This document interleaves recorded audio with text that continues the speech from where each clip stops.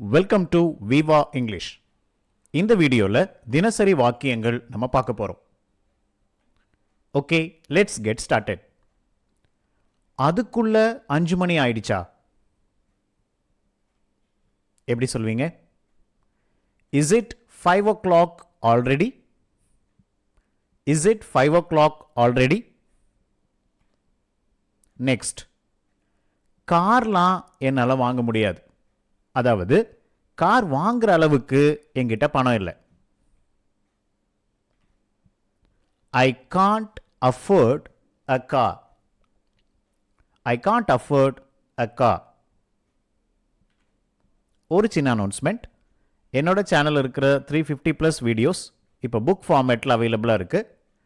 Interested ones at a low price நீங்கள் வாங்கிக்கலாம். உங்களுக்கு கொரியரில் அனுப்பப்படும். அதே போல் PDF format, videos, book format, online copy. Okay, let's continue. செய்யாமல் அப்படியே இருக்கு. எப்படி சொல்லலாம்? It is left undone. It is left undone. என்ன எதுக்கு நீ நோண்டிக்கிட்டு இருக்க? டிஸ்டர்ப் பண்ணுறது, நோண்டுறது, இல்லைன்னா ஏதாவது சொல்லிக்கிட்டே இருக்கிறது, இந்த மாதிரி. Why are you picking on me?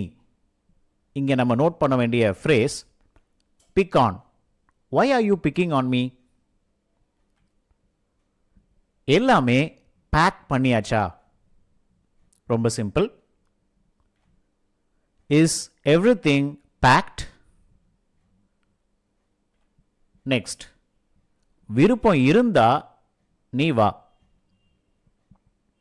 இதுவும் சிம்பிள் தான். Come if you like.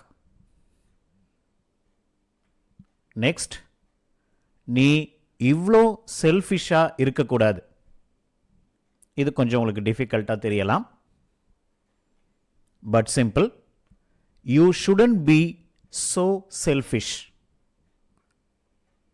Should not, அதை தான் ஷுடன்ட் அப்படின்னு சுருக்கி போட்டிருக்கோம். நீ நேரில் வந்திருக்கணும். நேரில், நேரில் இருக்கு இங்கிலீஷில் இன் பர்சன் யூஸ் பண்ணணும். You should have come in person. மூக்க நோண்டாத, குழந்தைங்கள்ட்ட நம்ம சொல்லுவோம் அடிக்கடி. Don't big your nose. Don't pick your nose. தையலை பிரிக்க டைம் ஆகும். ஸோ ட்ரெஸ்ஸில் நம்ம தையலை பிரிப்போம் இல்லைங்களா? அதுக்கு இங்கிலீஷில் என்ன சொல்கிறது?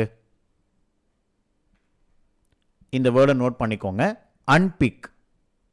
It will take time to unpick. அன்பிக்னா தையலை பிரிக்கிறது. இந்த ஸ்க்ரூ லூஸ் ஆயிருக்கு. எப்படி சொல்லலாம்? This screw has loosened. This screw has loosened. நாயை அவுத்து விட்டுறாத. எப்படி சொல்லலாம்? ரொம்ப simple. Don't let the dog loose. Don't let the dog loose. இந்த பல்லு ரொம்ப ஆடுதுங்க.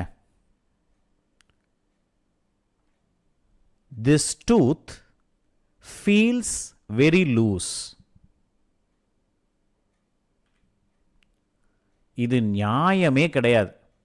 இல்லைனா இது ரொம்ப அநியாயம். எப்படி சொல்வீங்க? ரெண்டுமே ஒரே மீனிங் தான்.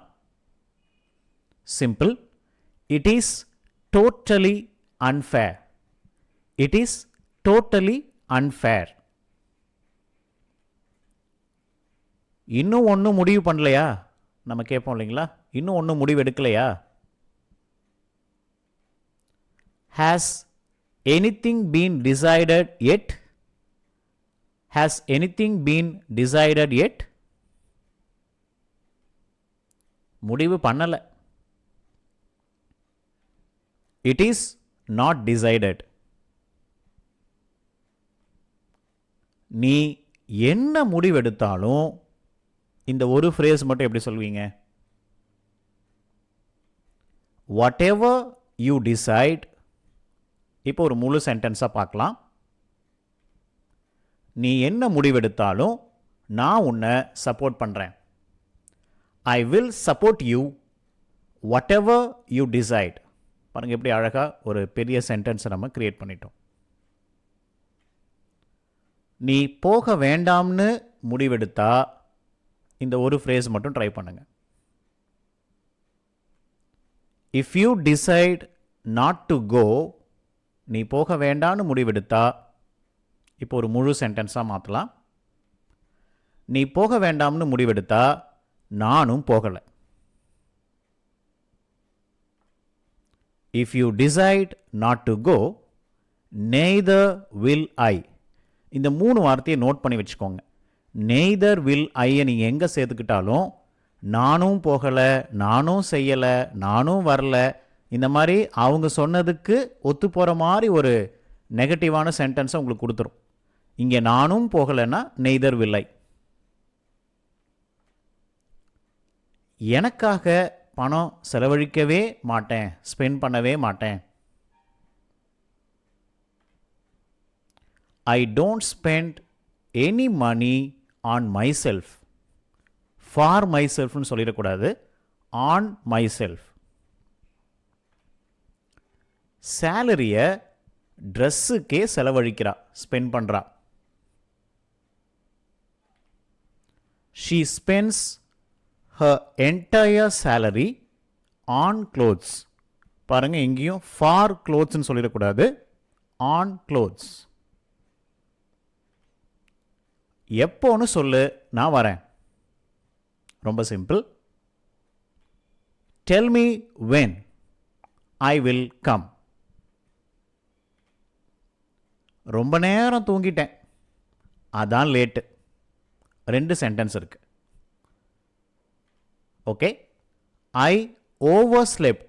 இந்த வேர்டை ஞாபகம் வச்சுக்கோங்க. oversleep அதோடைய past tense overslept. That's why I am late. அதனால தான் நான் லேட்டு. இப்போதைக்கு அதை விட்டுரு. Simple. Leave it for now. For now இப்போதைக்கு.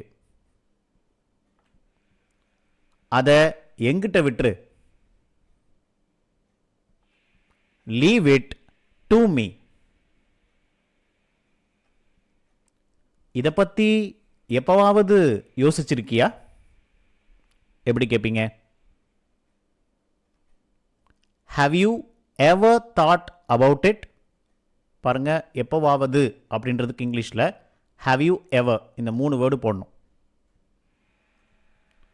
அதை அப்படியே விட்டுரு. அதை நீ தொடவே வேணாம், அப்படியே விட்டுரு. எப்படி சொல்வீங்க? 2 விதமாக சொல்லலாம். Leave it as it is, இல்லைனா லீவ் இட் untouched. அடுத்த வாரம் நான் லீவு. எப்படி சொல்லலாம்? I am on leave next week. I will be on leave next week. அப்படி நீங்கள் சொல்லலாம். பட் அதை விட ஷார்ட் இது தான். I am on leave next week. நேத்து நான் leave. I was on leave yesterday. இன்னைக்கு நான் leave. I am on leave today. Next, நான் அப்செட் ஆயிட்டேங்க. எனக்கு வருத்தம் ஆயிடுச்சின்னு சொல்லுவோம் இல்லைங்களா, அதான் அப்செட். நான் அப்செட் ஆயிட்டேன். I got upset. நீ அப்செட் ஆகாத. எப்படி சொல்லுவீங்க? Don't get upset.